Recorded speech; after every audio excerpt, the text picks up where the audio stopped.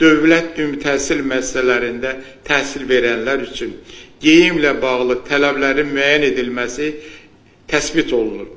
Hörmətli deputat müəllim, sizin övladlarınız, nəvələriniz bahalı özəl məktəblərdə oxuduğu üçün dövlət məktəblərindən xəbəriniz yoxdur. Yəni, Azərbaycan təhsilinin problemi müəllimlərin qırmızı qoftası, yaşıl tumanı deyil. Bizim təhsilin kifayət qədər böyük problemləri var.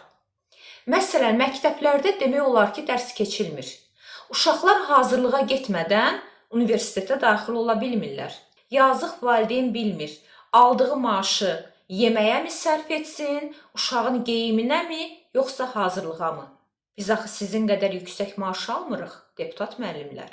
Adı dövlət məktəbidir də, güya ki bizim ölkəmizdə təhsil pulsuzdur, ödənişsizdir, dövlət hesabınadır. Gəlin görək təhsilə bizim xərcimiz çıxırmı, çıxmırmı? Məsələn, hazırlığın birini 50 manatdan hesablayanda 5 fəndən hazırlıq ayda 250 manat edir. 10 aya 2500 manat. İndi bu pulsuz təhsil sayılır.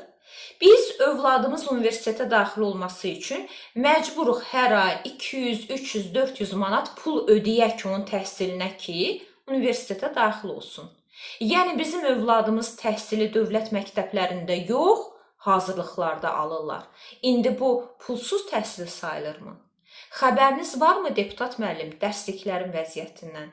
Bilirsinizmi, Abşeron məktəblərində müəllim çatışmır. Fizika müəllimi riyaziyyat dərsi keçir, tarix müəllimi coğrafiya dərsi keçir, hələ rus bölmələrində riyaziyyat müəllimi ümumiyyətlə tapılmır. Sentyabrda dərs başlayır, 1 ay, 2 ay məktəblərdə riyaziyyat dərsi boş keçir. Niyə? Deyirlər ki, riyaziyyat müəllimi yoxdur. Baxın, təhsilin problemləri bunlardır.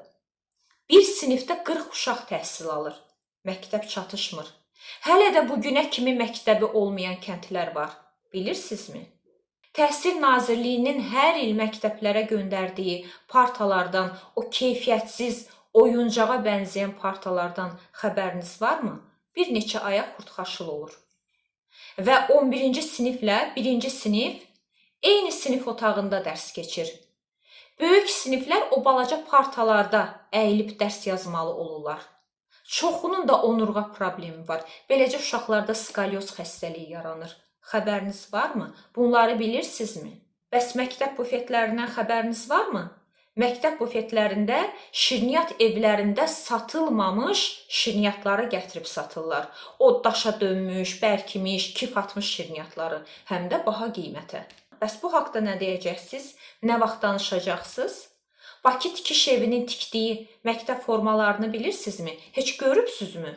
Bəli, sizin övladlarınız, nəvələriniz Bakı tikiş evinin tikdiyi formaları geyinmirlər. Amma bizim övladlarımız geyinir. Alırıq, bir dəfə yumadan sonra məktəb formaları yararsız vəziyyətə düşür. O qədər keyfiyyətsiz tikilir. O paltarları pulsuz versələr də yenə bahadır. Gəncənin 9 nömrəli məktəbinə bir dəfə gedib baş çəkin, hörmətli deputatlar. Döşəmələri o qədər çürüyüb ki, yeriyəndə qorxursan ki, bu dəqiqə döşəmə uçacaq. O vəziyyətdədir.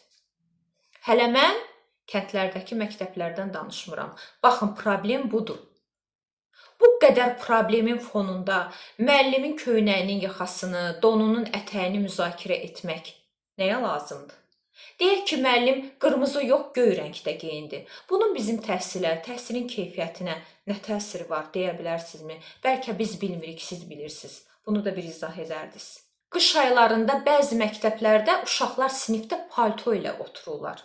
Sinif o qədər soyuqdur. Baxın, təhsil problemi budur. Bu qədər böyük problemlərin içində oturub müəllimin geyimini müzakirə edirsiniz. Bekarsızmı? Vallahi mən də sizin kimi ayda 9000 manat maaş alsam, heç işləmərəm.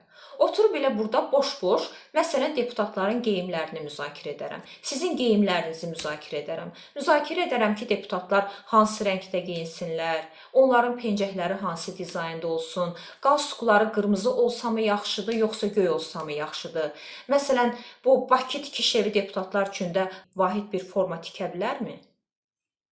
Nə düşünürsünüz?